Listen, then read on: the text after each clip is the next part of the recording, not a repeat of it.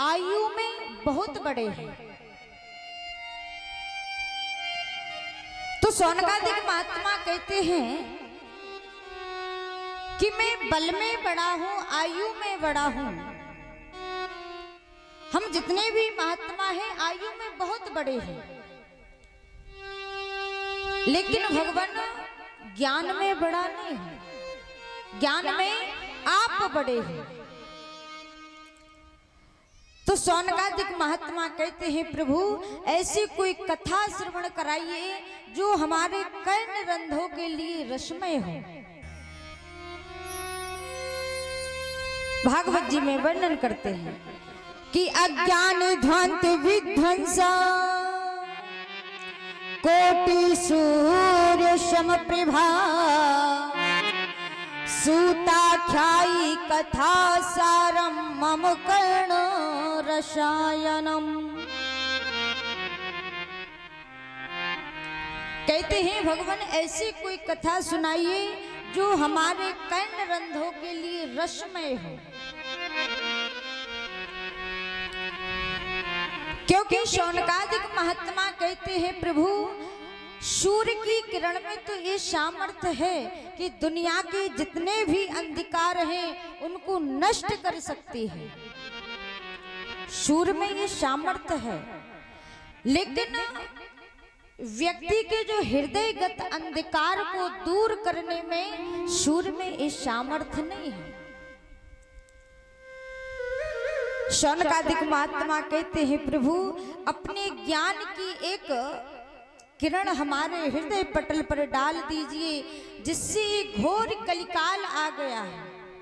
क्योंकि महाराज ना धर्म रहा, ना सत्य रहा, ना दान रहा,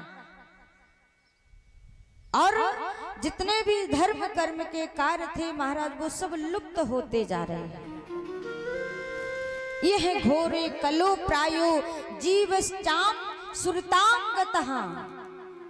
कहा महाराज घोर कलिकाल आ गया है।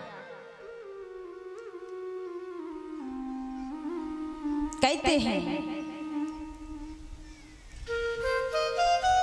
कि यदि कल्प वृक्ष के पास जाते हैं और जिस चीज की जिस वस्तु की कामना करते हैं वह प्रकट हो जाती है, लेकिन यदि भगवान का साक्षात्कार होना है, यदि भगवान को प्राप्त करना है, भगवान की शरणागति पाना है, तो उसके लिए सर्वप्रथम गुरु होना चाहिए। और जब तक गुरु नहीं है तब तक भगवान की प्राप्ति नहीं हो सकती है।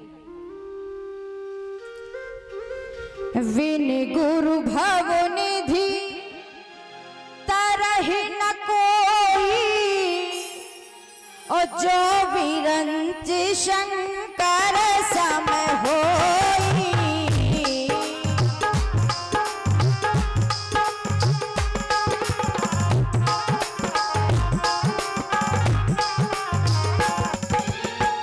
जो बिन गुरु भव निधि तरहि न कोई, जो विरंच शंकर सम होई।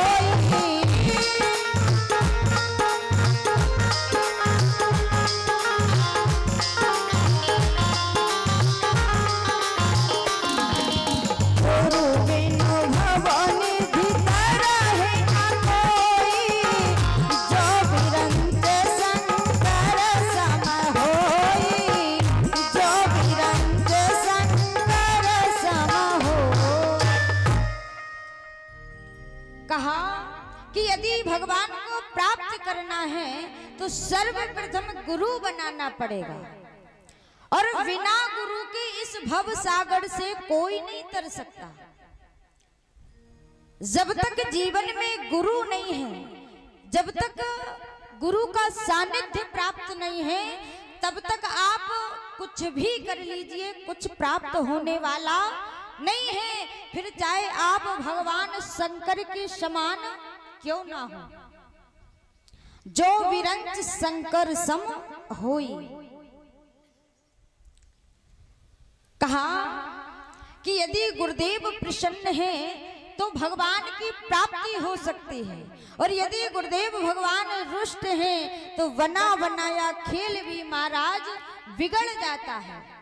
हरि रुष्टे गुरु त्राता गुरु रिष्टेन कथंचना, कहा कि यदि गुरुदेव भगवान प्रसन्न हैं तो कुछ भी प्राप्त कर सकते हैं। लेकिन सूत जी महाराज क्या कहते हैं शौनकादिक महात्माओं से कि काल व्याल मुख ग्रास सत्र निर्णास है तवे श्रीमद् भागवतम शास्त्रम कलो किरेण भासितम। कहा महाराज भागवत से बढ़कर के अन्य कोई साधन नहीं है, लेकिन भगवान के शरण जाने से पहले हमें क्या करना होता है, अपने मन की शुद्धिकरण। यदि मन शुद्ध है तब तो भगवान मिल सकते हैं। कहते हैं कि तन को शुद्ध करने से भगवान नहीं मिलते, तन को सुंदर बनाने से प्रभु नहीं मिलते। और यदि तन को शुद्ध करना है महाराज तो गंगा आदि नदियां हैं, स्नान करके तन शुद्ध हो सकता है। और यदि मन को शुद्ध करना है तो क्या करना पड़ेगा, कहा कि जो छल कपट है इन सब का त्याग करो, किसी की बुराई ना करो, सत्य बोलो, तभी भगवान प्राप्त हो। निर्मल मन जन सो मोहि पावा और मोहि कपट छल छिद्र ना भावा।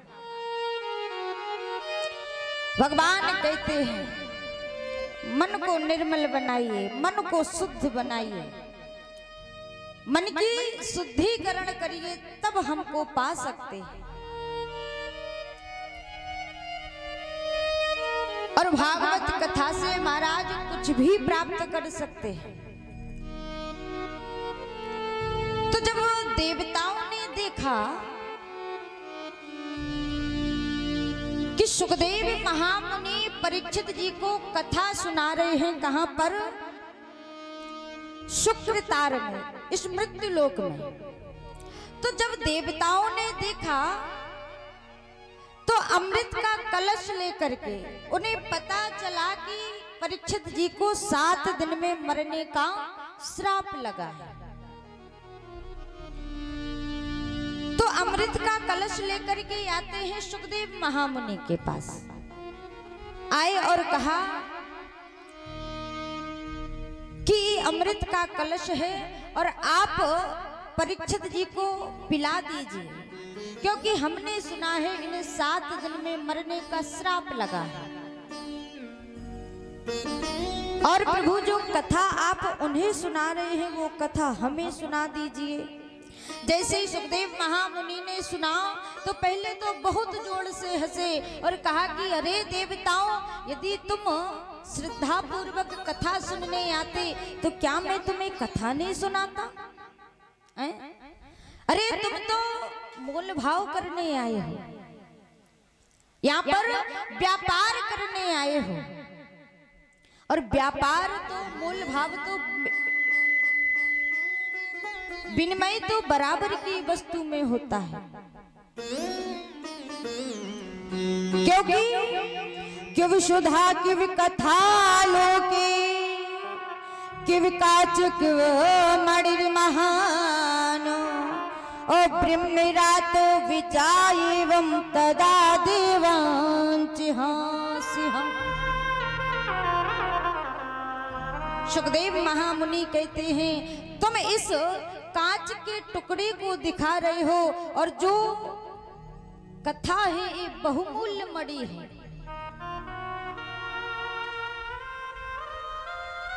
और तुम अधिकारी श्रोता नहीं हो।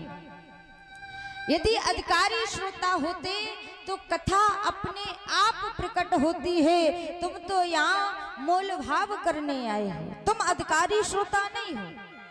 सुखदेव महामुनि ने देवताओं को भगा दिया देवता जाते हैं, कहां पर पहुंचे? ब्रह्मा जी के पास। ब्रह्मा जी के पास पहुंचे और कहा, ब्रह्मदेव, हम देवता होकर के कथा नहीं सुन सकते और मृत्यु लोक पर जीव इस भागवत कथा को सुन रहा है, ऐसा इस भागवत कथा में क्या है? ब्रह्मा जी ने तराजू मंगवाया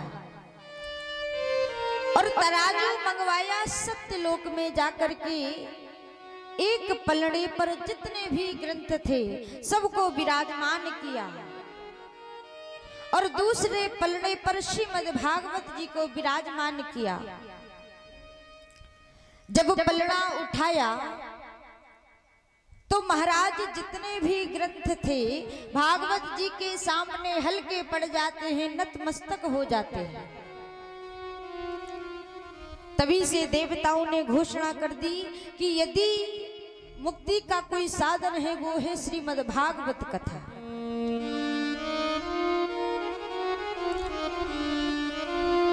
जब सूत जी महाराज शौनकादिक महात्माओं को श्रवण करा रहे थे तो शौनकादिक महात्मा कहते हैं, प्रभु जो नारद जी महाराज हैं, आपने बताया कि सप्ताह श्रवण विधि शौनकादिक महात्माओं ने श्री नारद जी महाराज को श्रवण कराया,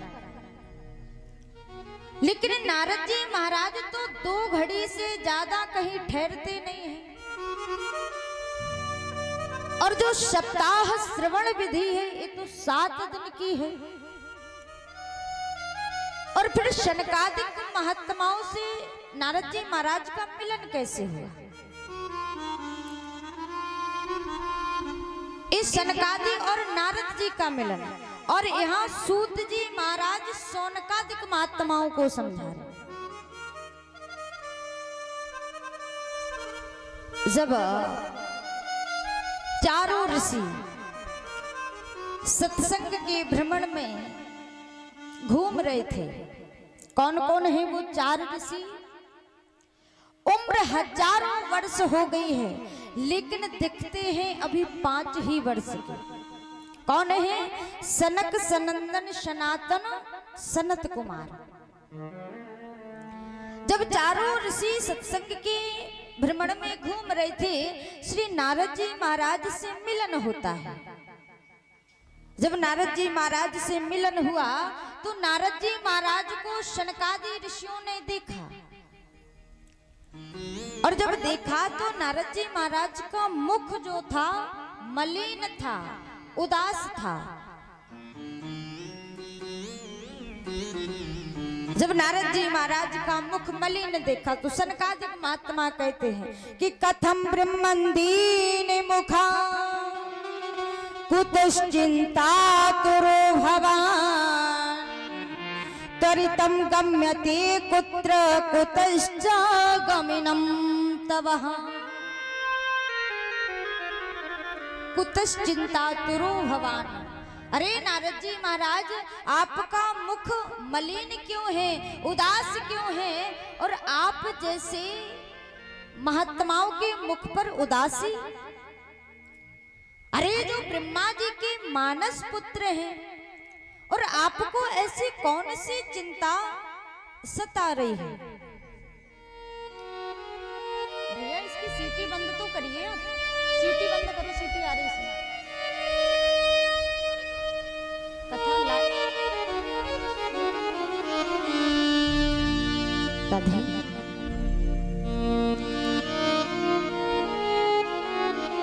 शौनकादिक महात्मा कहते, नारद जी आपके मुख पर उदासी क्यों है? और गतः वित्तो यथा जना, आप कहां से आ रहे हैं?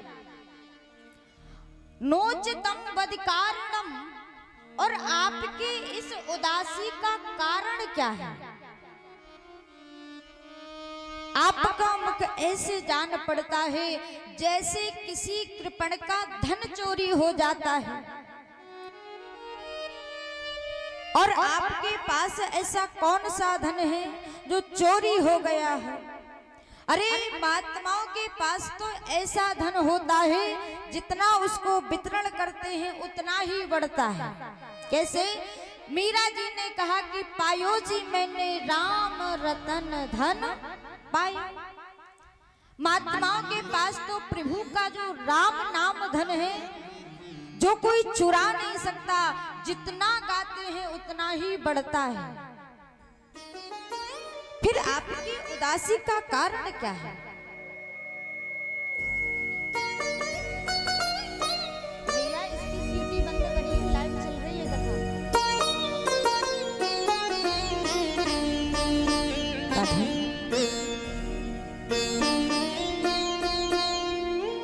जब नारद जी महाराज से पूछा कि आपकी उदासी का कारण क्या है, तो नारद जी महाराज क्या कहते हैं? भागवत जी में वर्णन आता है कि तरुणी प्रभुतागे श्याली को बुद्धिदायक कन्या विक्रीणो लोभा दंपति नाम चकलकिनम। नारद जी महाराज कहते हैं तरुणी प्रभुतागे है, लोग अपने लाभ के लिए कन्याओं का विग्रह करने लगे। और जो गृहस्थ हैं उनके यहाँ क्या स्थिति है महाराज? गृहस्थों के यहाँ पर स्त्रियों का चलावा है। स्त्रियों का चलावा होना चाहिए, लेकिन कहा महाराज यदि घर में कोई शुभ कार्य हो रहा है, शुभ कार्य होता था तो सबसे पहले अपने बड़े बुजुर्गों की सलाह ली जाती थी। लेकिन महाराज अब कुछ कार्य होता है तो सबसे पहले ससुराल में साले को फोन करते हैं, सलाह लेते हैं। सलाहकार कौन है? साले साहब। हमारे यहाँ एक कहावत है, दीवाल बिगाड़े आरो और घर बिगाड़े सारो। और कहा महाराज जब विरक्तों के यहाँ पर गए, विरक्तों के यहाँ पर गए तो महाराज और बड़ी विडंबना है। क्या है कि जिसके लंबे लंबे जटा हैं वही साधु महात्मा है। जाके नख और जटा विशाला और सोई प्रसिद्ध तापस कलिकाला। और जिसके पास धन संपत्ति है वही प्रसिद्ध व्यक्ति है। कहा महाराज फिर मैं हरि क्षेत्र गया, कुरुक्षेत्र गया, श्रीरंग गया, सेतु बंद गया, सब जगह मैंने भ्रमण किया लेकिन मेरे मन को शांति नहीं मिली। फिर नारद जी महाराज कहते हैं जब मेरा मन उदास होता है तो अब मैंने सोचा कि श्री धाम वृंदावन जाता हूँ, शायद वहां पर हमारे प्रभु ने क्रीड़ा की है, लीलाएं की है, हो सकता है मेरे मन को वहां पर शांति मिल जाए। वृंदावन पहुंचे नारद जी महाराज। अब वृंदावन पहुंचे तो क्या देखा कि एक नव युवती है और उसके पास दो वृद्ध पुरुष लेटे हुए हैं, दो बूढ़े पुरुष लेटे हुए हैं। नारद जी महाराज वहां से लौटने लगे।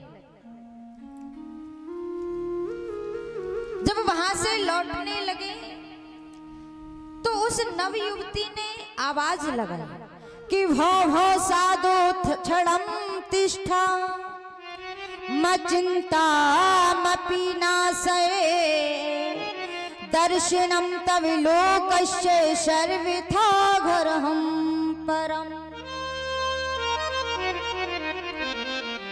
भो भो साधु क्षणम तिष्ठा, अरे महात्मा कुछ क्षण के लिए रुकिए। क्यों? दर्शनम तब लोकस्य, आपके दर्शन मात्र से मेरे मन को शांति मिली। श्री नारद जी महाराज जब वहां पर पहुंचे तो पूछा कि देवी आप हो कौन? जब नारद जी महाराज ने पूछा देवी आप कौन हैं, तो वही नवयुवती अपना परिचय देते हैं। अहम भक्ति रीति ख्याता इमौ में तनियो मतो ज्ञान वैराग्य ना मानो काल योगेन जर जरो। मैं भक्ति महारानी हूं और ये माने हुए हमारे पुत्र ज्ञान और वैराग्य हैं। मैं भक्ति महारानी। जब भक्ति महारानी अपना परिचय देते हैं, कहते नारद जी मेरा जन्म हुआ है द्रवण देश में, उत्पन्ना द्रवणे शाहम, और कर्नाटक में पालन पोषण हुआ और कहीं कहीं मुझे बहुत सम्मान मिला। और जैसे ही महाराज में गुजरात आई तो पाखंडियों ने मुझे छिन्न भिन्न कर दिया और वहां से भागकर मैं वृंदावन आई और वृंदावन में आकर के मैं तो नवयुवती हो गई और जो हमारे ज्ञान वैराग्य पुत्र हैं ये वृद्ध हो गए हैं। नारद जी महाराज से भक्ति महारानी ने कहा कि मेरे पुत्रों को सचेत करिए, ये मूर्छा में सोए हुए हैं, अचेत अवस्था में हैं, इनको जगाइए, सचेत करिए। तो नारद जी महाराज क्या करते हैं, वेद वेदांत का पाठ करते हैं। वेद वेदांत घोषिष्ठा गीता पाठर मुहुर्मुहु, गीता का पाठ करते हैं, वेद वेदांत का पाठ किया। लेकिन जब तक महाराज पाठ चलता है तब तक उनकी मूर्छा दूर रहती है और जैसे पाठ विश्राम होता है पुनः फिर अचेत हो जाते हैं। आकाशवाणी होती है, व्योम वाणी तदेव भूना, आकाशवाणी हुई और कहा कि नारद जी यदि इनकी मूर्छा जागृत करनी है, दूर करनी है, तो आपको सत्कर्म करना होगा। सत्कर्म की खोज में जाते हैं नारद जी महाराज। सबसे पूछा, जब बद्री नारायण धाम पहुंचे तो वहां पर चारों ऋषियों से मिलन होता है। शनक सनंदन सनातन सनत कुमारों से जब कहा कि मैंने ज्ञान वैराग्य की मूर्छा दूर करने के लिए वेद वेदांत का पाठ किया लेकिन उनकी मूर्छा दूर नहीं हुई, फिर मैंने गीता का पाठ किया, वेद वेदांत का पाठ किया लेकिन ज्ञान वैराग्य की मूर्छा जागृत नहीं हुई, कैसे होगी? तो सनक सनंदन सनातन सनत कुमार चारों ऋषि कहते हैं, हे नारद जी महाराज,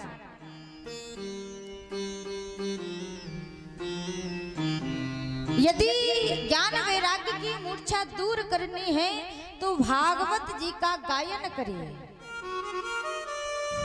नारद जी महाराज कहते हैं, महात्मन, जो भागवत है वो वेद का ही तो फल है। तो सनक सनंदन चारों ऋषि क्या कहते हैं कि नारद जी यदि मानते हैं कि भागवत वेद का फल है, लेकिन वेद क्या है? जड़ है और फल क्या है? भागवत है। तो यदि फल का स्वाद लेना है,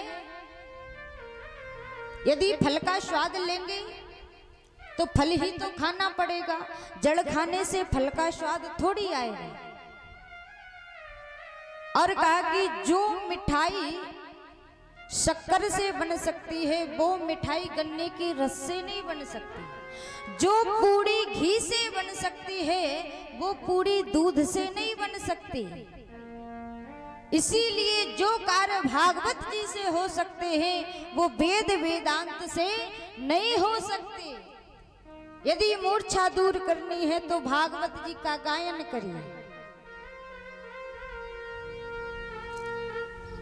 जब चारों ऋषियों ने नारद जी महाराज से कहा श्रीमद् भागवत जी का आयोजन करवाया, तो कथा श्रवण करने के लिए जितने भी ऋषि महात्मा थे, संत थे, सब वहां पर इकट्ठे हो जाते हैं। जब कथा प्रारंभ हुई तो आज कथा के मध्य में भक्ति महारानी अपने दोनों बालकों को लेकर के, ज्ञान और वैराग्य को लेकर के प्रकट होती है। भागवत जी में वर्णन करते हैं कि भक्ति सुतो तौ तरुणौ गृहीत्वा ओ प्रेमय के रूपा सहसा विरासित।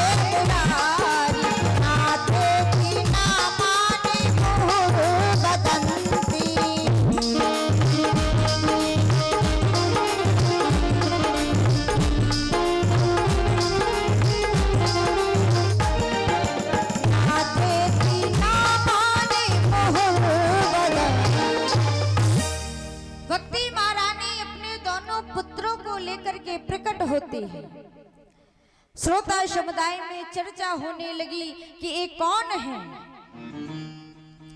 कहा कि भक्ति महारानी है और इनके पुत्र हैं ज्ञान और वैराग्य। भक्ति महारानी हाथ जोड़ करके कहती हैं कि मैं कहां पर निवास करूं। तो कहा कि आप अपने भक्तों के हृदय में निवास करिए, और जहां पर भक्ति महारानी का निवास होता है वहां पर ज्ञान वैराग्य और प्रभु आ ही जाते हैं। कहा कि जिस हृदय में भक्ति महारानी का निवास होता है वहां पर भगवान को आना पड़ता है। और कहा कि जो भागवत जी की कथा है, भागवत कथा सुन करके कैसे कैसे पापियों का उद्धार हो जाता है। कहा कि जिस व्यक्ति ने अपने जीवन में कभी पुण्य किया ही ना हो, पाप को छोड़ करके कभी पुण्य ना किया हो, कभी सत्कर्म ना किया हो, कभी अच्छे काम ना किए हो, और वह भी तर जाता है इस भागवत की कथा से। एक कथा आती है, ध्यान देना। तुंगभद्रा नदी के तट पर अनुपम नगर है, और वहां पर एक ब्राह्मण निवास करते हैं, आत्मदेव पंडित जी, जो सर्वज्ञाता है, सर्व संपन्न है, सब सुख है इनके यहाँ पर। लेकिन इनके यहाँ पर सब कुछ है, लेकिन संतान नहीं है, पुत्र नहीं है। और महाराज गाय भी है लेकिन बांझ है, उसके भी कोई गाय के बछड़ा नहीं है, कोई बच्चा बच्चिया नहीं है। और आंगन में तुलसी का बिरवा लगाते हैं तो वो भी महाराज सूख जाता है। आत्मदेव पंडित जी जंगल में जाते हैं, क्योंकि सब सुख है लेकिन पुत्र नहीं है, और पुत्र की कामना को लेकर के जंगल में जाते हैं। जंगल में पहुंचे, एक वृक्ष के नीचे लेट जाते हैं आत्मदेव पंडित जी, और मन में ये संकल्प करके गए थे कि पुत्र प्राप्ति का वरदान पाकर ही घर लौटूंगा।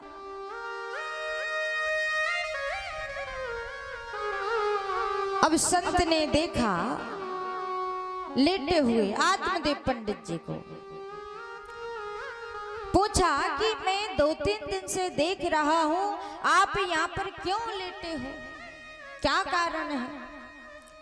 आत्मदेव पंडित जी कहते हैं कि मैं घर से निकला हूं पुत्र प्राप्ति के लिए, हमारे कोई पुत्र नहीं है। संत ने आत्मदेव पंडित जी की हस्तरेखा देखी। जब हस्तरेखा देखी तो कहा कि महाराज आपके एक जन्म की कौन कहे, आपके तो 7 जन्म तक पुत्र का सुख नहीं लिखा है।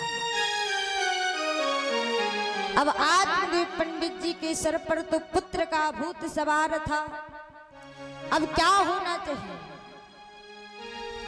अब संत से कहते हैं यदि पुत्र होने का वरदान नहीं दिया तो मैं अपना सर यहीं पटक पटक करके आत्महत्या कर लूंगा, प्राण त्याग दूंगा और ब्रह्म हत्या आपको लग जाएगी। ब्राह्मण ने सोचा, संत ने सोचा ऐसा ना हो कि यहाँ पर प्राण त्याग दे, अपने झोली से एक फल निकाला और दे दिया कि जाओ अपनी पत्नी को खिला देना। आत्मदेव पंडित जी घर आते हैं, पत्नी को वह फल दिया और कहा कि इस फल को खाने से तुम गर्भवती हो जाओगी। अब आत्मदेव पंडित जी की जो पत्नी थी उनका नाम था महाराज धुंधली देवी। अब फल को लेकर के बैठी है, विचार करती है, क्या सोच रही है कि यदि फल को खा लिया तो फिर गर्भवती हो जाऊंगी, और गर्भवती हो जाऊंगी तो फिर घर का कार्य कौन करेगा। इतने में एक पड़ोसन आ जाती है, कहा कि अरे बहन क्या सोच रही हो? कहा कि हमारे पति ये फल लेकर के आए और कह रहे कि खाने से गर्भवती हो जाओगी।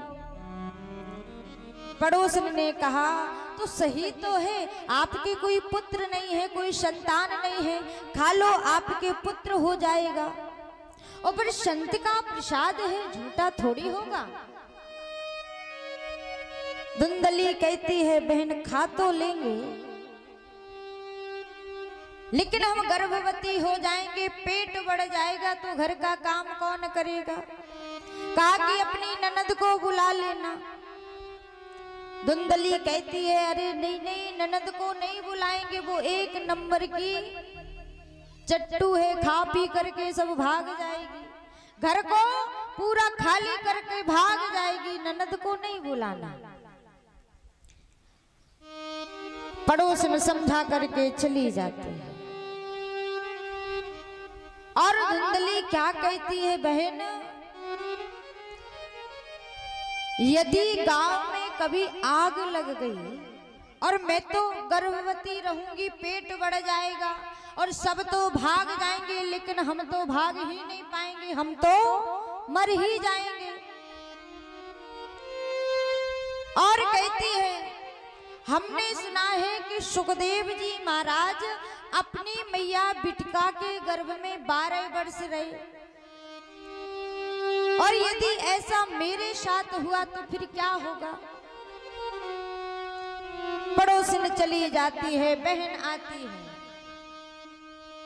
जब बहन को सारा वृतांत बताया तो बहन कहती है दीदी मैं गर्भवती हूं और हमारे यहाँ 4 बालक हैं, लेकिन खाने को अन्न नहीं है, और आपके यहाँ सब कुछ है, सर्वगुण संपन्न है, धन संपत्ति खूब है, लेकिन आपके यहाँ कोई खाने वाला नहीं है। तो दीदी मैं गर्भवती हूं और जैसे ही मेरे पुत्र हो या पुत्री हो मैं आपको भिजवा दूंगी और जो फल है यदि उसका परीक्षण करना है तो आपके यहाँ बाज गाय भी तो है, उसको खिला दीजिए, पता चल जाएगा। धुंधली ने उस फल को गाय को खिला दिया और आज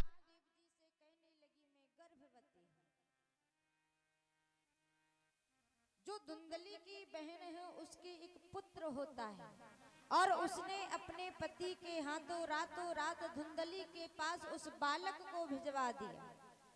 बालक को भिजवा दिया, आत्मदेव पंडित जी से कहा कि पुत्र हुआ है।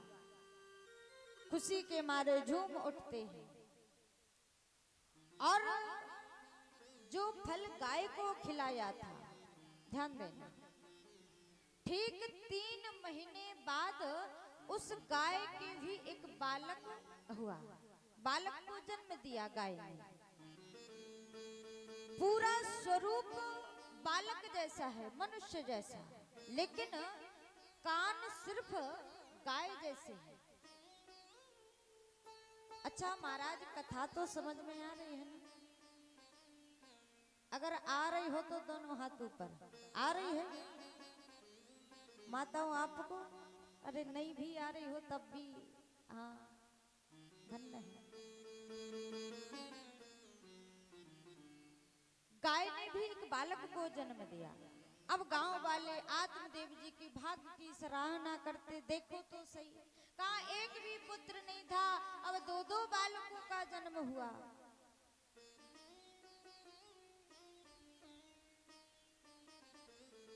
जैसे ही आत्मदेव पंडित जी ने दोनों बालकों को जब नामकरण किया तो जो गाय ने जन्म दिया था बालक को, उनका नाम रखा गोकर्ण जी। और जैसे ही जो धुंधली की बहन का बेटा है, पुत्र, उसका नामकरण करने की बारी आई तो धुंधली कहती है कि वाह महाराज, 9 महीने गर्भ में हमने रखा, हमने पाला पोसा, और नाम की बारी आई तो आप रखोगे? नहीं, मेरा बालक है तो मैं नाम रखूंगी। मेरा नाम है धुंधली और हमारे बालक का नाम होगा धुंधकारी। अब महाराज जैसा नाम है वैसा काम भी होगा।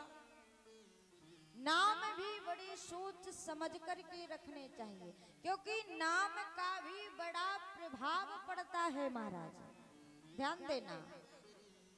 जब बड़े होते हैं दोनों बालक, तो जो गोकर्ण जी महाराज हैं वो तो महाराज पढ़ लिख करके ज्ञानी बने, पंडित हो गए, और जो धुंधकारी है वो तो महाखल निकला, महासठ निकला कि गोकर्ण पंडितो ज्ञानी धुंधकारी महाखला।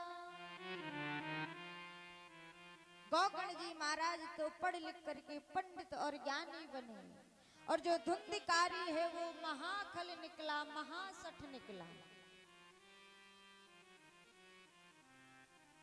अब धुंधकारी क्या करता है? अपनी मां धुंधली से धन ले जाता है। अब आत्मदेव पंडित जी के यहाँ पर धन की कोई कमी नहीं थी, कोई कमी नहीं थी, खूब धन था, लेकिन एक विशेष ध्यान दे, धन कितना भी हो, लेकिन बालक को उतनी ही छूट देनी चाहिए। यदि ज्यादा छूट दोगे तो फिर आगे चल के आपको ही रोना पड़ेगा।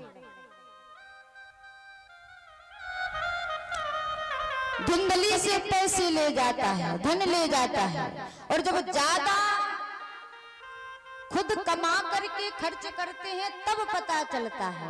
और यदि दूसरे का कमाया हुआ धन खर्च करते हैं ना, तो फिर दूसरे की मेहनत समझ नहीं आती।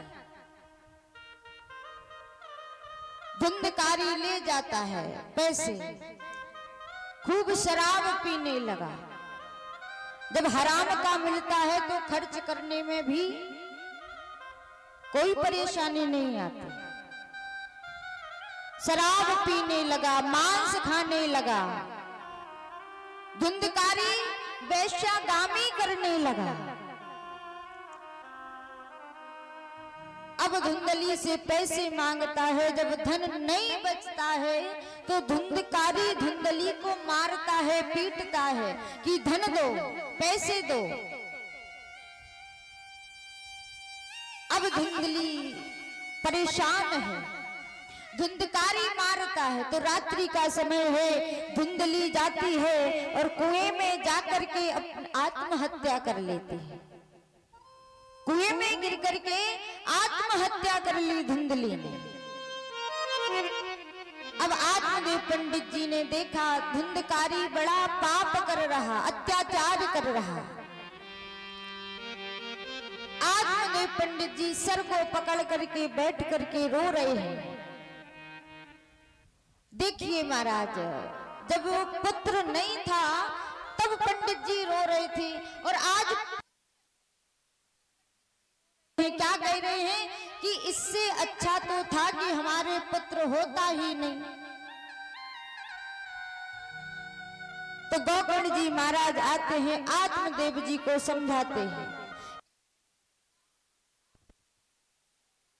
सो आज आप रो रहे हैं, और यदि आपने उन संत की बात मान करके प्रभु का भजन किया होता तो ये दिन नहीं देखने पड़ते। गोकर्ण जी महाराज कहते, पिताजी अभी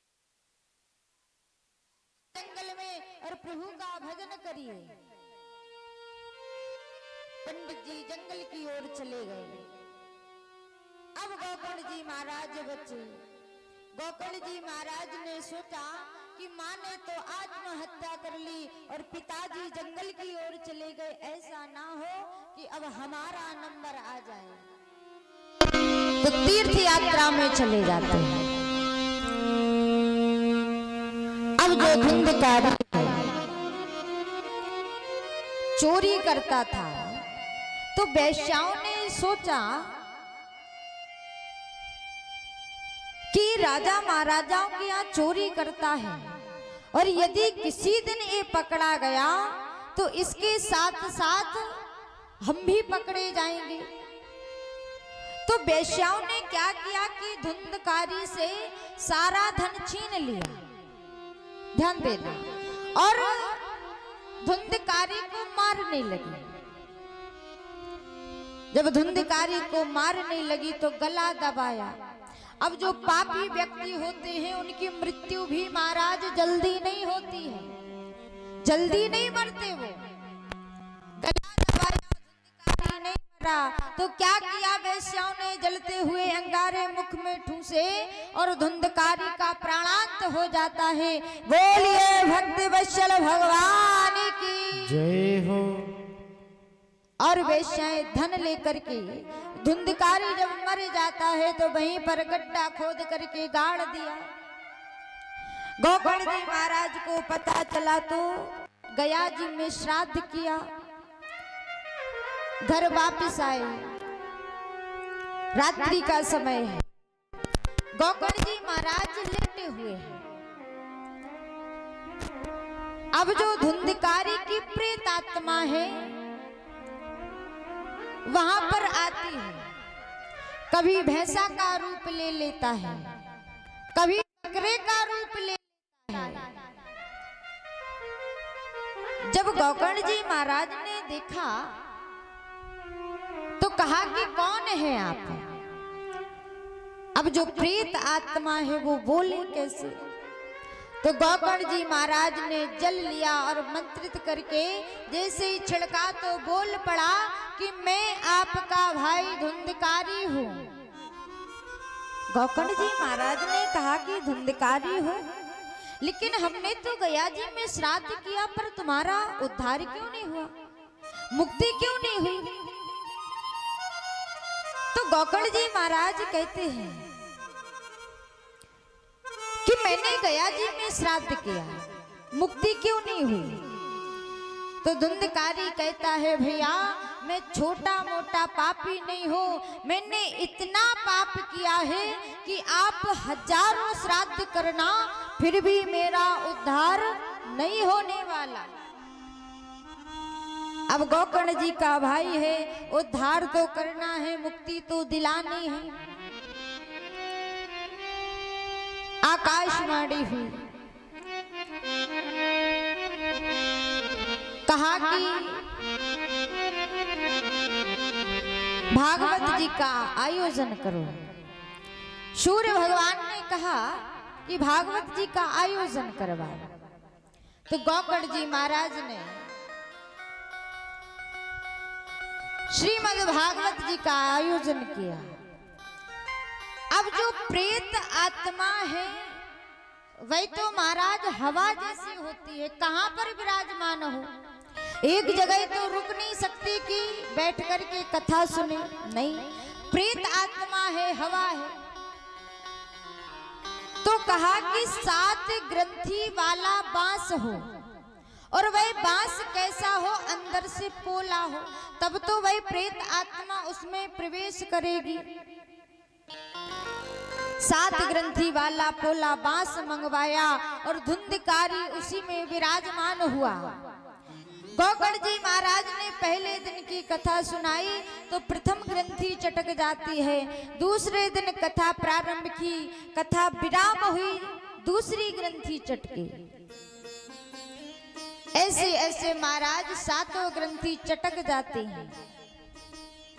तो आज धुंधकारी का श्यामल शरीर प्राकट हो जाता है, बड़ा सुंदर लग रहा है। और धुंधकारी के लिए विमान आया भगवान के यहाँ से, कहा कि धुंधकारी से कि इस विमान में आरूढ़ हुई। जैसे ही धुंधकारी बैठने लगा, गोकर्ण जी महाराज कहते हैं ठहरिए। क्यों? कहा कि यहाँ पर कथा तो और भी श्रोता थे, सबने सुनी, लेकिन विमान एक क्यों आया? कथा सबने सुनी लेकिन विमान एक के लिए क्यों आया? भगवान के दूतों ने कहा कि कथा तो सबने सुनी, लेकिन कथा का चिंतन और मनन केवल धुंधकारी ने किया है। तो गोकर्ण जी महाराज ने कहा श्रोता समाज में कि अब की बार पुनः फिर भागवत जी का आयोजन होगा, तो कथा का चिंतन और मनन करके कथा को श्रवण करना। तो अब की बार सभी ने एकाग्र होकर के मन को प्रभु की कथा में लगा करके जब श्रवण किया तो जितने श्रोता थे महाराज उतने ही विमान आए। जब गोकर्ण जी महाराज श्रोता समाज के सहित प्रभु के धाम को जाते हैं, तो आज ध्रुव प्रहलाद श्री नारद जी महाराज अपनी वीणा को बजाते हैं और प्रभु का संकीर्तन करते हैं। जब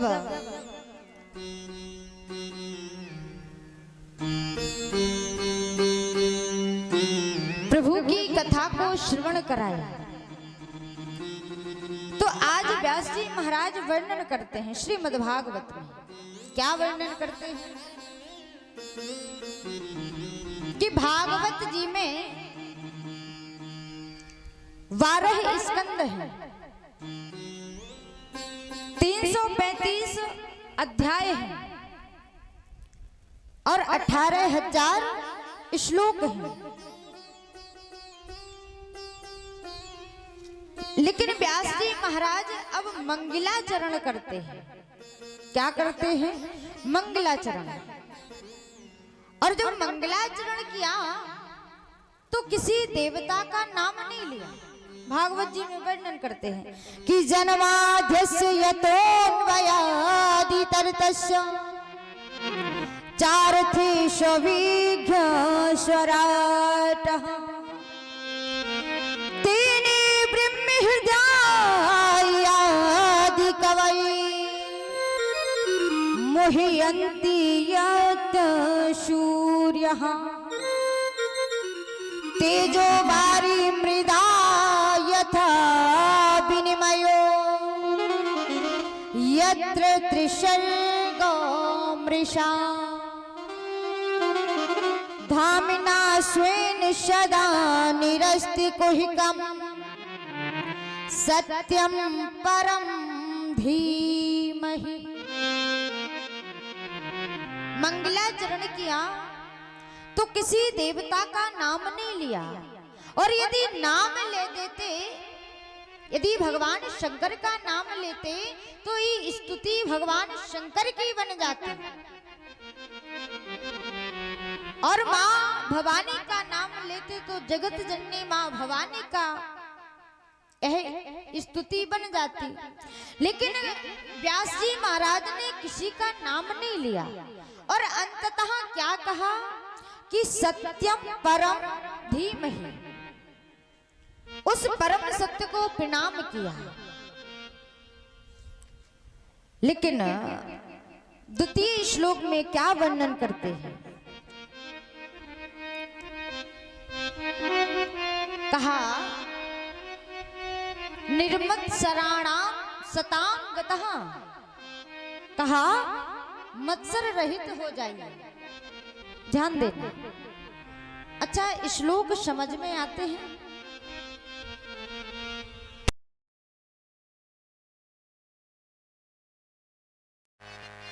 कोई बात नहीं।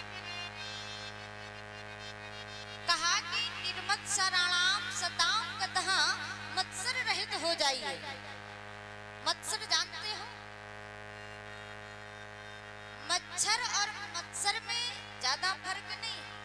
जो मच्छर होते हैं माताओं वो बाहर से काटते हैं, और जो मत्सर होता है वो अंदर से काटता है। क्या? ईर्ष्या, द्वेष, जलन, यही सब तो है। व्यक्ति सब कुछ छोड़ सकता है, सब कुछ त्याग सकता है, लेकिन द्वेष भावना, ईर्ष्या, ये सब त्यागना, ये सब नहीं त्याग सकते। सब कुछ त्याग सकते, छोड़ सकते, लेकिन दूसरों से जलन करना नहीं छोड़ सकते। और ये बात बिल्कुल सत्य है। व्यक्ति अपने दुख से दुखी नहीं है, दूसरों के सुख से ज्यादा दुखी है। यदि बगल वाले के पास महाराज 4 व्हीलर आ जाए ना, और यदि आपके दरवाजे पर खड़ी कर दी, शायद उसके दरवाजे पर जगह ना हो, तो महाराज तुरंत कहेंगे हटाओ, भगाओ। जलन, अपने दुख से दुखी नहीं है, दूसरों के सुख से ज्यादा दुखी है आज के इस युग में व्यक्ति। कभी कहता है व्यक्ति सब कुछ छोड़ सकता है, लेकिन द्वेष भावना त्यागना बड़ा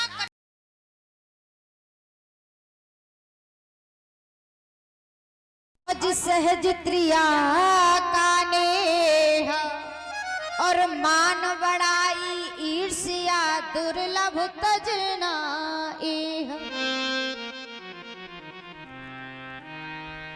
कंचन तृजना, स्वर्ण त्याग सकते हैं। कंचन यानी स्वर्ण, और सहज त्रिया का नेह, पत्नी का प्रेम भी त्याग सकते हैं, लेकिन महाराज मान बड़ाई ईर्ष्या दुर्लभ तजना एह, ये बड़ा कठिन है, ये नहीं त्याग सकते। अब तृतीय श्लोक में वर्णन करते हैं, क्या कहते हैं कि निगम कल्पितरोरि गलितम फलम सुख मुखादमृत द्रव संयुतम पिबत भागवतम रसमालयम मुहुरहो रसिका भुवि भावुका। तृतीय श्लोक में व्यास जी महाराज वर्णन करते हैं, क्या कहते हैं कि निगम कल्पितरोरि गलितम फलम, जो कल्प वृक्ष का परिपक्व फल है, पका हुआ फल है। कहा महाराज जब पका हुआ फल है और जब वृक्ष से वह नीचे गिरा होगा तो वो तो फूट गया होगा। कहा फूटा नहीं है, तो बोले यथावत नीचे आया है। कैसे? और जो फल है वही क्या है? वेद रूपी कल्प वृक्ष का परिपक्व फल है श्रीमद् भागवत कहा कि नारायण के द्वारा ब्रह्मा जी के पास और ब्रह्मा जी के पास से श्री नारद जी के पास और नारद जी महाराज के पास से श्री व्यास जी के पास और वेद व्यास जी के पास से सुखदेव महामुनि के पास और सुखदेव महामुनि से परीक्षित और हम सभी संसारियों को प्राप्त हुआ है। कहा महाराज यथावत नीचे आया। अब कहा सुख मुखात मृत द्रव संयोतम। कहा महाराज ये आपका फल है तो कहीं खट्टा तो नहीं है। और कहा कि इसका पान करिए, पिबत भागवतम रसमालियम, पान करिए। तो प्रश्न कर दिया महाराज जिस फल में गुठली और छिलका ना हो उसका तो पान किया जा सकता है। जिस फल में गुठली और छिलका ना हो उसको तो पान किया जा सकता। और आपने कहा महाराज ये बहुत मधुर है, बहुत मीठा है। कहा कि जिसका फल होता है वो अपनी वस्तु की बड़ाई करता है। कहा आपका फल है तो मीठा तो बताओगे ही। कहा कि अच्छा फल का असली पारख कौन होता है? कहा सुख मुखात मृत द्रव संयोतम। कहा कि असली पारख फल का होता है तोता। और इस फल में तोते सुखदेव रूपी तोते की चोंच लगी है। सुखदेव रूपी तोते की चोंच लगी है तो अत्यंत मधुर है, बहुत मीठा है। या तो महाराज ये मान लीजिए कि जो फल मीठा होता है तोता उसी में चोंच मारता है, या फिर ये मान लीजिए जो फल होता है मीठा होता है तोता उसी में चोंच मारता है। मारता कि नहीं मारता? और या फिर तोता जब चोंच मारता है तो वो फल मीठा हो जाता है। या तो ये मान लीजिए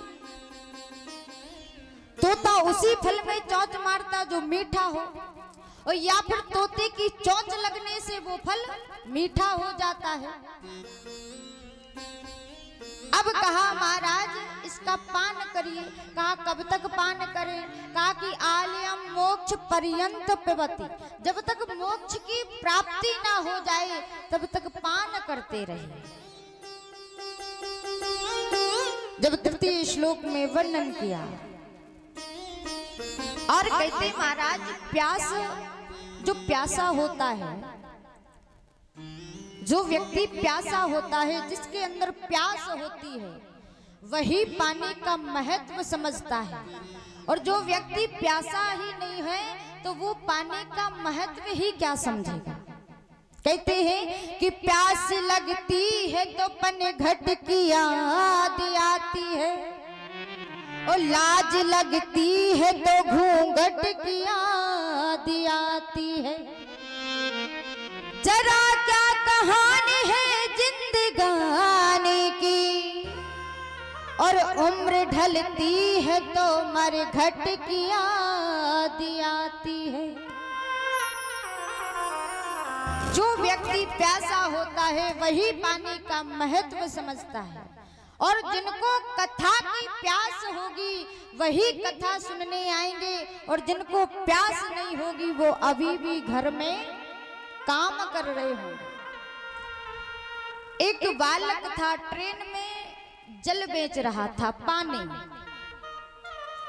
और एक सेठ जी थे। जैसे ही वह ट्रेन की बोगी में आया जल बेचता हुआ, पानी की बोतल बेचता हुआ, जब आया तो सेठ जी ने जब उससे रेट पूछे कि एक गिलास पानी का कितना भाव है, क्या रेट है, तो उसने कहा कि 10 रुपए। एक गिलास 10 रुपए का है। सेठ जी ने कहा कि 10 रुपए का, कहा कि 5 का दे दीजिए। अब बच्चे ने कहा कि नहीं नहीं महाराज 10 का है। सेठ जी ने नहीं लिया, बच्चा चला गया। आगे पहुंचा तो एक संत भी बैठे थे। अब बच्चा वहां से जाता है कैसे, मुस्कुराता हुआ, हंसता हुआ। संत ने कहा कि उस व्यक्ति ने रेट पूछा, तुमने भाव बताया, और जब भाव बताया तो उसने जल नहीं लिया, लेकिन जब आपकी वहां पर बिक्री नहीं हुई तो तुम हंसकर के क्यों चले आए? उसने कहा उन संत से कि महाराज, यदि उन सेठ को प्यास होती तो वो पहले भाव नहीं पूछते। क्या करते? पहले वो अपनी प्यास बुझाते, तब पूछते कि इस जल का भाव क्या है। उनको प्यास नहीं थी, उन सेठ को प्यास नहीं थी, इसीलिए वह हंस करके चला आया। इसी प्रकार जिनको प्यास है भागवत रूपी कथा का, इस अमृतमयी वर्षा का, इस प्रभु की पावन कथा की प्यास है, वही यहाँ पर विराजमान है। और जिनको प्यास नहीं है वो अभी भी घर पर होंगे, काम कर रहे होंगे, व्यस्त होंगे। जब वर्णन करते हैं तो आज सूत जी महाराज से प्रश्न किया। क्या प्रश्न किया? शौनकादिक महात्माओं ने कि महाराज, मनुष्य का परम लक्ष्य क्या है? और शास्त्र अनेक हैं पर उनका सार क्या है? प्रभु ने जन्म लिए हैं पर जन्म लेकर के कौन कौन से कार्य किए हैं? और भगवान इस धराधाम को जब छोड़ करके चले गए तो फिर धर्म किसकी शरण में गया? धर्मः किम शरणागतः। तो आज रोमहर्षण के पुत्र अग्रश्रवा शौनक जी से कहते हैं ऋषियों, जो आपने प्रश्न किए हैं अपने लिए नहीं, जन कल्याण के लिए, जो आपने प्रभु की कथा के विषय में पूछा है, आपके अंदर प्रभु के प्रति जो प्रेम है, उस कथा को मैं अवश्य श्रवण कराऊंगा। कहते हैं, पूछा ही रघुपति कथा प्रसंगा, पूछा है रघुपति कथा प्रसंगा, पूछे रघुपति कथा प्रसंगा, रघुपति कथा प्रसंगा, पूछा है रघुपति कथा प्रसंगा, पूछे रघुपति कथा प्रसंगा, पूछा है रघुपति कथा प्रसंगा, पूछे रघुपति कथा प्रसंगा, सकल लोक पावन गंगा, सकल लोक पावन गंगा, जय सिया राम, जय जय सिया राम, जय सिया राम, जय जय सिया राम। शौनकादिक महात्माओं ने जब पूछा तो सूत जी महाराज कहते हैं, हे ऋषियों, मैं आपके प्रश्नों का उत्तर दूंगा, लेकिन उससे पहले मुझे मंगलाचरण करना होगा, अपने गुरुदेव की स्तुति करनी होगी, तब आपके प्रश्नों का उत्तर दूंगा। अभी मंगलाचरण किसने किया था? वेदव्यास जी महाराज ने। लेकिन अब मंगलाचरण कौन करते हैं? श्री सूत जी महाराज। जब सूत जी महाराज मंगलाचरण करते हैं कि यम प्रवजन्तु मन पीतुमपीति कृत्यम द्वैपायनो विरहे गातरिया जुहावा, पुत्रेति तन्मया तरिवो भिनेदु स्तम सर्वभूति हृदयं मुनिमानतोस्मि। मंगलाचरण किया। जब सुखदेव जी महाराज अपनी मां बिटिका के गर्भ में निवास करते हैं और सुखदेव महामुनि 1-2 वर्ष नहीं रहे अपनी मां के गर्भ में, 12 वर्ष तक सुखदेव जी महाराज अपनी मां बिटिका के गर्भ में रहे। जो बिटिका है वेद व्यास जी की पत्नी है। जब व्यास जी महाराज कहते हैं पुत्र बाहर आ जाइए, तो सुखदेव महामुनि कहते हैं पिताजी यदि मैं बाहर आ गया तो जो संसारिक मोह माया है मैं इसमें जकड़ जाऊंगा। जब नारायण के कहने पर श्री सुखदेव जी महाराज बाहर आते हैं और जंगल की ओर जाते हैं। यज्ञोपवीत संस्कार भी नहीं हुआ सुखदेव जी का। पहुंचे तो राधा रानी प्रभु के धाम के लिए जा रही थी, प्रभु का गुणगान करने के लिए। तो सुखदेव महामुनि कहते हैं मां आप प्रभु के धाम के लिए जा रहे हैं तो मुझे भी साथ ले चलिए। राधा रानी कहती है सुखदेव जी मैं तो वहां पर प्रभु की लीला का गायन करेंगी, लेकिन तुम क्या करोगी? तो सुखदेव जी कहते हैं मां आप लीला का गायन करेंगी और मैं उसी लीला को श्रवण करूंगा। राधा रानी से सुखदेव महामुनि कहते हैं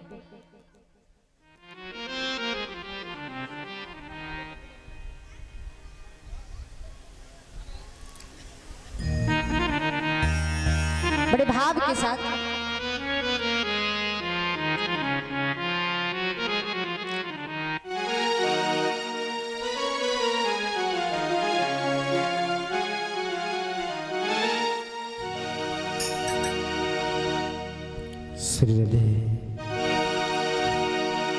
राधा रानी से कहते हैं कि कैसे जियो मैं राधा रानी तुम्हारे बिना, कैसे जियो मैं राधा रानी तुम्हारे बिना, मेरा मन ही न लागे, मन ही न लागे तुम्हारे बिना, कैसे जियो मैं राधा रानी तुम्हारे बिना, कैसे जियो मैं राधा रानी तुम्हारे बिना, कैसे जियो मैं राधा रानी भाव के साथ हरि बोल। कैसे जियो मैं राधा रानी तुम्हारे बिना, मेरा मन ही न लागे, मेरा मन ही न लागे तुम्हारे बिना, कैसे जियो मैं राधा रानी तुम्हारे बिना, कैसे जियो मैं राधा रानी तुम्हारे बिना। तालियों का साथ देते हुए हरि बोल।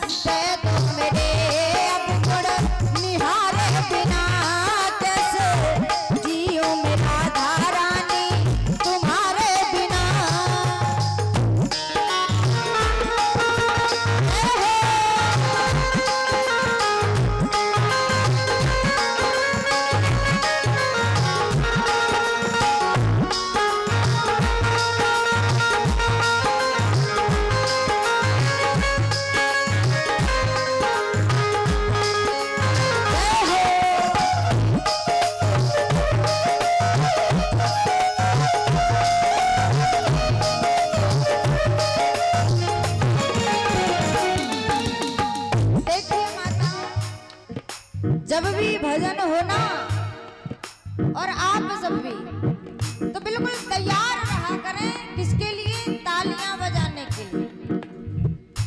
क्योंकि तालियां बजाने से बहुत बड़े बड़े फायदे होते हैं। क्या? कि जब आप तालियां बजाते हो ना, तो आपके बगल में जो बैठ करके सो रहा हो वो जग जाता है, और जो मक्खियां परेशान करती हैं तालियां बजाते हैं तो वो भाग जाती हैं, हैं? और यहाँ पर तो कोई कोई माताएं घूंघट तो बड़ा लंबा, लेकिन अंदर से आंखें बंद है, नींद आ रही है। तालियां बजाते हैं, जो नींद होती है ना महाराज भाग जाती है। तो बढ़िया दोनों हाथों के साथ मस्ती के साथ गाएंगे प्रभु जय हो।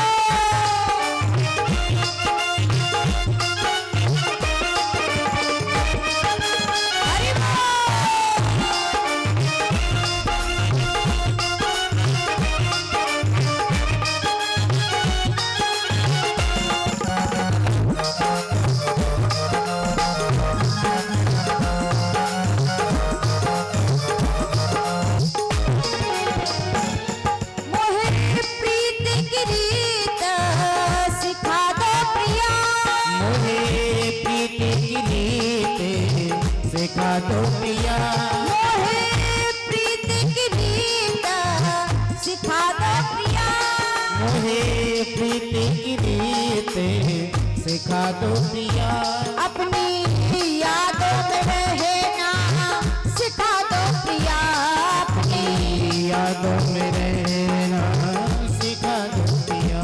जीवन नीरस है अखियों की नैनन बिना, जीवन नीरस है अखियों के तारे बिना, कैसे जीऊं मैं राधा रानी तुम्हारे बिना, कैसे जीऊं मैं राधा रानी तुम्हारे बिना। जय हो।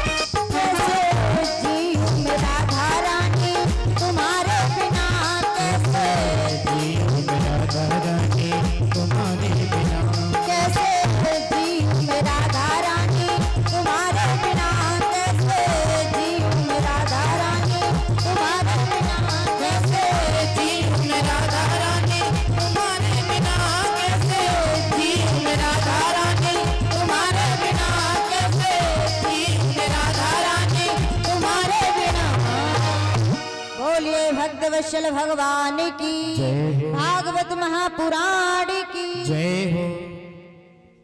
जवाब सुखदेव महामुनि राधा रानी से कहते, माता मैया मुझे भी ले चलिए अपने साथ। और एक कथा आती है और जिसका नाम है अमर कथा, जो कौशिकी संहिता में बताई गई है। और जो अमर कथा है वह और कोई कथा नहीं है। कौन सी है? वह भागवत जी की ही कथा है, अमर कथा। एक बार श्री नारद जी महाराज मां पार्वती के पास जाते हैं, ध्यान देना। और भगवान शंकर तो समाधि में लीन है, लेकिन मां पार्वती के पास श्री नारद जी महाराज पहुंचे। और जब नारद जी महाराज पहुंचे तो मां पार्वती क्या कहती है नारद जी से, नारद जी क्या बात है, आजकल कुछ आना जाना कम कर दिया है, पहले तो खूब आते थे लेकिन अब कुछ कम कर दिया है, क्या कारण है? तो नारद जी महाराज कहते हैं माँ, हमने आना जाना इसलिए कम कर दिया है कि अब प्रेम नहीं रहा, और जहां प्रेम ना हो तो फिर जाने से अच्छा नहीं लगता। मैया पार्वती ने कहा, कैसे प्रेम की बात कर रहे हैं? हमारे यहाँ तो भगवान शंकर हमसे बड़ा प्रेम करते हैं। तो नारद जी महाराज कहते हैं माँ, जब प्रभु प्रेम करते हैं फिर तो आपको बताया होगा कि भगवान शंकर के गले में जो मुंडों की माला है वो किन के मुंड हैं? बताया होगा जब प्रेम करते हैं। मैया पार्वती ने सोचा कि बताया तो नहीं, और फिर मैंने पूछा नहीं। तो नारद जी महाराज कहते हैं माँ, आपने पूछा नहीं, लेकिन वो तो प्रेम करते हैं, और प्रेमी जो होता है अपने प्रेमिका से कोई बात छुपाता नहीं है। तो फिर आपको तो बताना चाहिए, आपने नहीं पूछा लेकिन उनको तो बताना चाहिए था। अब मैया पार्वती की जो खोपड़िया है महाराज घूम जाती है। अब तो माँ मुंह फुला करके बैठ जाती है। इधर भगवान शंकर की समाधि टूटी, जोड़ का जयकारा लगाया, बोलिए राघवेंद्र सरकार की जय हो। जैसे ही समाधि टूटी, अब नारद जी महाराज वहां से चलते हैं कि अब भगवान शंकर को आना है, और भगवान शंकर ने यहाँ पर देख लिया तो सब गड़बड़ है, वहां से चल दिए। आगे गए, भगवान शंकर मिले, भगवान शंकर से कहते हैं प्रभु आपको जो है मैया याद कर रही। क्यों? क्योंकि नारद जी महाराज का काम ही है। भगवान शंकर ने कहा कि नारद जी यदि आप वहां से आ रहे हो तो फिर मैया तो याद कर ही रही होंगी। अब ना जाने आप क्या आग लगा करके आए हो।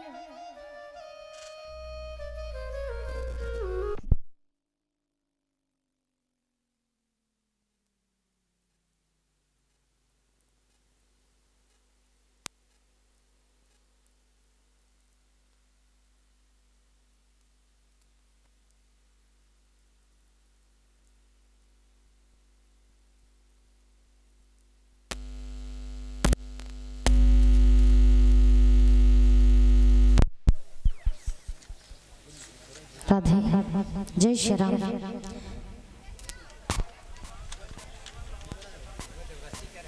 राधे जय श्री राम। जय श्री राम। बोलिए भक्त वत्सल भगवान की जय हो। भगवान शंकर से कहा नारद जी महाराज ने कि आपको मैया याद कर रही है, और नारद जी का मतलब है, नारद जी का जिसकी बात रद्द ना हो वह है नारद। भगवान शंकर कहते हैं नारद जी यदि आप वहां से आ रहे हो तो मैया जरूर याद कर रही हो, ना जाने कौन सी बात भिड़ा करके आ रहे हो। भगवान शंकर पहुंचे, मैया पार्वती तो अब मुख फुला करके बैठी, और जैसे ही पहुंचे तो भगवान शंकर कहते हैं देवी क्या बात है, आजकल आपके बड़े मुंह फूल रहे हैं। अरे नारद जी कुछ समझा करके गए हैं क्या? मैया पार्वती कहती हैं बाबा नारद जी ही तो बता करके गए हैं, नहीं तो हम तो आपको बड़ा भोला भाला समझते थे। का क्या समझा करके गए? मैया पार्वती कहती हैं बाबा आप मुझसे प्रेम करते हैं। भगवान शंकर कहते इसमें कहने की क्या बात है, प्रेम तो करता हूं, मैया पार्वती कहती हैं जब प्रेम करते हो तो आज तक मुझे ये क्यों नहीं बताया कि आपके गले में जो मुंडों की माला है वो किनके मुंड है। भगवान शंकर कहते हैं देवी यदि प्रेम का प्रमाण है तो ये मुंड ही है। यदि प्रेम का प्रमाण है तो जो मैं गले में मुंडों की माला धारण किए हूं यही मुंड की माला प्रेम का प्रमाण है। भगवान शंकर कहते हैं देवी आपने कहा कि प्रेम नहीं करते तो देवी हम इतना प्रेम करते हैं कि जब जब तुम मरी हो तब हमने आपके मुंडों की माला बना करके अपने गले में धारण की है। इतना प्रेम करते हैं। मैया पार्वती कहती है बाबा अभी तो आप कपटी थे लेकिन अब आप महाकपटी हो। कहा कैसे? कहा कि हम इतनी बार मर गए और तुम एक भी बार ना मरे हैं? हम इतनी बार मर गए और तुम एक भी बार ना मरे। ऐसी कौन सी अमर कथा का पान किया? भगवान शंकर कहते हैं देवी हमने अमर कथा का पान किया और जो अमर कथा का पान कर लेता है वो फिर मरता नहीं। अब मैया पार्वती कहती हैं बाबा मुझे भी वो कथा सुनाइए। भगवान शंकर ने कहा देवी कथा तो सुनाएंगे लेकिन कथा जब मैं सुनाऊं तो जो सुनने वाला होता है वो हुंकरा भरेगा। मैं कथा सुनाऊंगा और तुम हुंकरा भरना। हिंदी का हाजी शब्द और संस्कृत का ओम शब्द जो हमारे परीक्षित जी महाराज हर एक क्षण में हर एक मिनट में हर एक सेकंड में हरिओम कहते हैं ना, बड़ा अच्छा शब्द है। बहुत ही सुंदर बात है कि जिनके मुख से हरिओम शब्द निकलता है। परीक्षित जी महाराज कथा तो आ रही समझ में लेकिन हमें दिखा नहीं रहे तो थोड़ा जय हो। कहा देवी तुम्हें हुंकरा भरना पड़ेगा। मैया पार्वती कहती हैं ठीक है। भगवान जाते हैं जोड़ का डमरू बजाते हैं। जितने भी जीव जंतु पशु पक्षी थे सब वहां से पलायन हो जाते हैं। भगवान वृक्ष के नीचे हैं, बट वृक्ष के नीचे, और जो बट वृक्ष है वही सत्य का प्रतीक है। अब देखा कि एक शूकी का अंडा रखा हुआ है। भगवान शंकर ने देखा तो कहा कि अभी तो इसमें जान नहीं है और जान नहीं है तो भला ये कथा क्या सुनेगा। भगवान शंकर ने जैसे ही मां पार्वती को सामने बिठाया कथा सुनाने लगे। सुंदर आसन लगाया कि महादेव जी महाआसन पर ओ बैठे आसन मार, और अमर कथा जब लगे सुनाने गोरा को त्रिपुरार सती के पड़ गए सोता,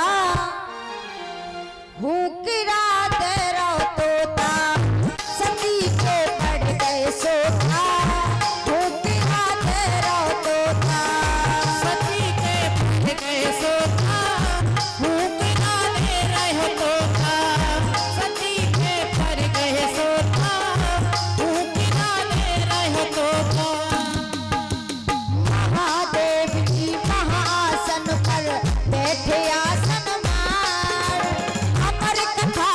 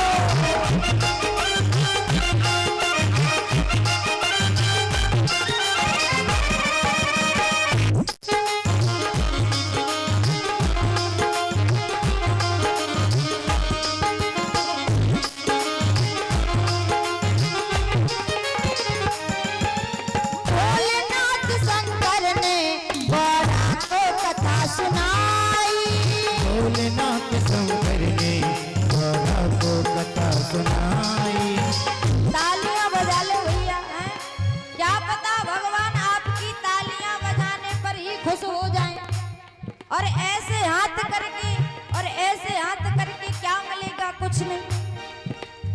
और ठीक से नहीं बैठ पा रहे तो सामने जगह है, बैठ जाइए। भोलेनाथ शंकर ने गौरा को कथा सुनाई, भोलेनाथ शंकर ने गौरा को कथा सुनाई। कथा हुई ना पूरी और नींद सती को आई, हुई ना और नींद सती